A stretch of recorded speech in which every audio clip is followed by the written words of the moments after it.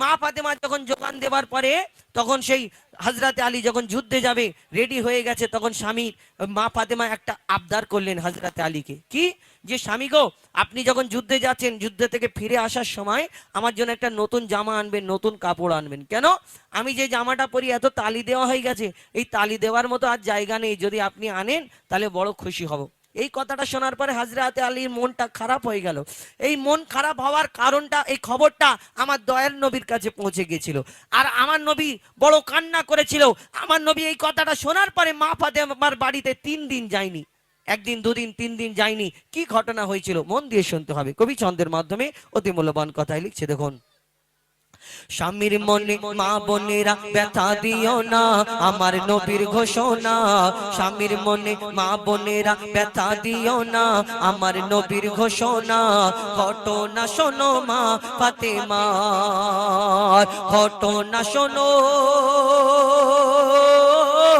মা ফাতেমার। স্বামীর মনে মা বোনেরা ব্যথা দিও না, আমার নবীর ঘোষণা। ঘটনা শোনো মা ফাতেমার, ঘটনা শোনো মা ফাতেমার। কি ঘটনা শুরু হয় মন দিয়ে শুনবেন, মনে মনে গাল দেবেন না আমাকে, ভালো লাগলে নেবেন, না হলে ফেলে দেবেন। অনেক জনা কষ্ট পায় আমার এই কথা শুনে। কবি ছন্দের মাধ্যমে লিখছে। দেখুন, ওই যুদ্ধ করতে যাবে আলী, হাতে নিল তলোয়ার। যুদ্ধ করতে যাবে আলী, হাতে নিল তলোয়ার। মা ফাতেমা স্বামীর কাছে করলো এমন আবদার, মা ফাতেমা স্বামীর কাছে করলো এমন আবদার। যুদ্ধ থেকে ফেরার পথে আসবে যখন ঘরে, একটি নতুন কাপড় কিনে আনবে আমার তরে, একটি নতুন কাপড় কিনে আনবে আমার তরে। এই কথা শুনে হযরত আলী বড়ই দুঃখ পায়, এই কথা শুনে হযরত আলী বড়ই দুঃখ পায়। যদি আমি শহীদ হয়ে যাই, কে আনবে বলো কাপড় তোমার, কে আনবে বলো কাপড় তোমার। হযরতে আলী মন খারাপ, যুদ্ধে চলে গেল। এইদিকে ইমাম হাসান, ইমাম হুসাইন সব দেখেছে, ছোটবেলায় বাচ্চা। আর হয়ে যাবার পরে আমার দয়ার নবীর কাছে ছুটে ছুটে চলে গেল ইমাম হাসান, ইমাম হুসাইন। আর যখন গেল, আমার নবীজি জিজ্ঞেস করে, বলো তোমার আব্বা মা কেমন আছে, কি করছে? আমার নবী জিজ্ঞেস করার পরে ইমাম হাসান, ইমাম হুসাইন বলছে, না না জান, আমার আব্বা যুদ্ধে গেছে, সবাই ভালো আছে, কিন্তু যখন যুদ্ধে গেল মনটা একটু খারাপ। কেন? না, আমার আম্মা একটা নতুন জামা চেয়েছে। এই কথাটা শোনার পরে দয়ার নবী চুপ, চোখ থেকে টপ টপ করে পানি ঝরে। আর ওই মা ফাতেমার কথা শুনে আমার দয়ার নবী বড় কষ্ট পেয়েছিলেন। কি ঘটনা হয় তারপর, কবি ছন্দের মাধ্যমে লিখছে। দেখুন, ওই দুঃখ ভরা হৃদয় নিয়ে আলী গেল রনে, দুঃখ ভরা হৃদয় নিয়ে আলী গেল রনে। নানার কাছে ছুটে এলো হাসান হোসেন, নানার কাছে ছুটে এলো হাসান হোসেন। আব্বুর কাছে নতুন কাপড় চেয়েছে আম্মি জান, তাই আব্বুর মনটা খুবই খারাপ ছিল যে সে পেরেশান, আব্বুর মনটা খুবই খারাপ ছিল যে সে পেরেশান। এই কথা শুনে দয়ার নবীর কান্না থামে না, এই কথা শুনে দয়ার নবীর কান্না থামে না। কি ভুল করলো ফাতেমা, এই কথা শুনে দয়ার নবীর কান্না থামে না। কি ভুল করলো ফাতেমা, কি করলে বলো বেটি আমার, কি করলে বলো বেটি আমার। বড় কষ্ট পেয়েছে। তারপর কি হয়, একদিন হলো, দুদিন হলো, 3 দিন হয়ে গেল। মা ফাতেমা নিজের বাড়িতে কাজ করে, দেখে আমার আব্বা আর আসে না। একদিন হয়ে গেল, 2 দিন হয়ে গেল, 3 দিন হয়ে গেল। আমার আব্বা আমাকে প্রত্যেক দিন দেখতে আসে, খোঁজ খবর নিতে আসে। এখন আমার স্বামী নেই, আমার বাড়িতে কেন আসে না? মা ফাতেমা 3 দিন পরে ছুটে ছুটে নবীজির ঘরের সামনে গিয়ে দেখে, দাঁড়ায়।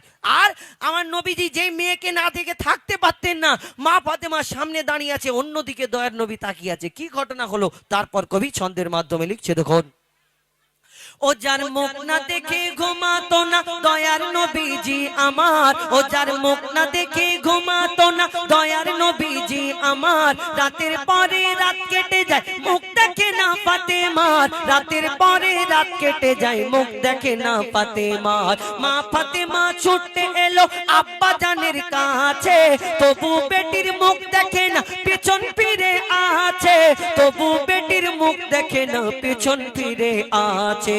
বলছে নবী ওগো বেটি বাড়ি চলে যাও, বলছে নবী ওগো বেটি বাড়ি চলে যাও, আগে স্বামীর কাছে ক্ষমা চাও, বলছে নবী ওগো বেটি বাড়ি চলে যাও, আগে স্বামীর কাছে ক্ষমা চাও, তবে করবে ক্ষমা আল্লাহ আমার, তবে করবে ক্ষমা আল্লাহ আমার। নবীজি বলছে আগে স্বামীর কাছে ক্ষমা চেয়ে এসো হে আমার বেটি, আগে স্বামীর কাছে ক্ষমা চেয়ে এসো। কিন্তু বর্তমান যুগে কিছু প্রধানমন্ত্রী মার্কা মা আছে, প্রধানমন্ত্রী মার্কা, এদের দেখবেন সবাই না, আমি খারাপ কাজ সবাইকে বলছি না, কিছু কিছু প্রধানমন্ত্রী মার্কা মা যাতে দেখবেন মেয়ের বিয়ে হলে অ্যাডজাস্ট হতে তো সময় লাগে, মেয়ে যখন শ্বশুর বাড়ি গিয়ে বলে ফোন করে মাগো আমাকে কোন জায়গায় বিয়ে দিলে, এর থেকে আমার ওই গলায় কলসি ঢুকিয়ে আমাদের বাগানের পুকুরে ডুবিয়ে মেরে দিতে, তাও আমি আরামে থাকতাম। বাগানের পুকুরে ডুবিয়ে মেরেতে মরলে বুঝতে পারবি, শুধু আওয়াজ গুড়গুড় গুড়গুড় করে হবে, মরে মরে গেলে আরামে থাকবে। হ্যাঁ, আর তখন মা ফোন করে বলে কেন কচি কি হয়েছে আমাকে বলো, কেন মনা কি হয়েছে, কেন না তোমার এ বলে আমাকে ওই বলে ওই বলে, আমার এখানে বড় কষ্ট হয়। তখন মা এরকম হাত খেলিয়ে বলে শোনো কচি, তোমাকে যদি কেউ 4টে বলে তুমি 8টা বলে নেবে, তোমাকে যদি কেউ 2টো মারে তুমি 4টে মেরে চলে আসবে, বাকি আমরা দেখে নেবো। এরকম হাত নেড়িয়ে বলে দেখে নেবো, দেখে নিবি মানে ভিতরে তো হাত এরকম সোজা করে শুয়ে থাকবি, শুধু আওয়াজ হবে। আর ওই বুড়ি তো 2-4 দিন পরে মরে যাবে, মেয়েকে বলে তুই চলে আয় দেখে নেবো, 2 দিন পরে কি কোলে করে নিয়ে কবরে মেয়েকে নিয়ে চলে যাবে না, জীবন শেষ হয়ে যাবে। আমরা এই দুনিয়ায় এই শিক্ষা দিই, কিন্তু আমার দয়ার নবী যখন বলে আগে স্বামীর কাছে ক্ষমা চেয়ে এসো, তখন মা ফাতেমা ছুটে ছুটে ঘরে চলে যায়, দরজা বন্ধ করে শুধু ডুকরে ডুকরে কাঁদে। তারপর কি হয় কবি ছন্দের মাধ্যমে লিখছে দেখুন, ওই যুদ্ধ হতে হযরত আলী এলো যখন ঘরে, যুদ্ধ হতে হযরত আলী এলো যখন ঘরে, চাইছে ক্ষমা মা ফাতেমা পা দুটোকে ধরে, চাইছে ক্ষমা মা ফাতেমা পা দুটোকে ধরে, ক্ষমা করে দাও আমারে আর করব না এমন ভুল, তোমার মনে ব্যথা দিলে ব্যথা পাই গো খোদার রাসূল, তোমার মনে ব্যথা দিলে ব্যথা পাই গো খোদার রাসূল, স্বামীর মনে ব্যথা দিলে ব্যথা পাই গো খোদার রাসূল। আলী ফাতেমা হাসান হোসেন নবীর কাছে যায়, আলী ফাতেমা হাসান হোসেন নবীর কাছে যায়, নবী মোর দেখে শান্তি পায়, এমন ভুল কখনো করো না গো আর, এমন ভুল কখনো করো না গো আর। আমার নবী সেদিন মা ফাতেমাকে উম্মতের শিক্ষার জন্য কি বলে গেছিলেন, শেষ কথায় কবি লিখছে দেখুন, ওগো বলছে নবী আল আরাবি শোনো বেটি ফাতেমা, আলী যদি আজ তোমাকে না করি তো ক্ষমা, আলী যদি আজ তোমাকে না করি তো ক্ষমা, আমি তোমার আব্বা তোমাকে ক্ষমা করতাম না, আমি তোমার আব্বা তোমাকে ক্ষমা করতাম না, স্বামীকে যে দুঃখ দেবে আমি নবী তাকে চিনব না, স্বামীকে যে দুঃখ দেবে নবী তাকে চিনবে না।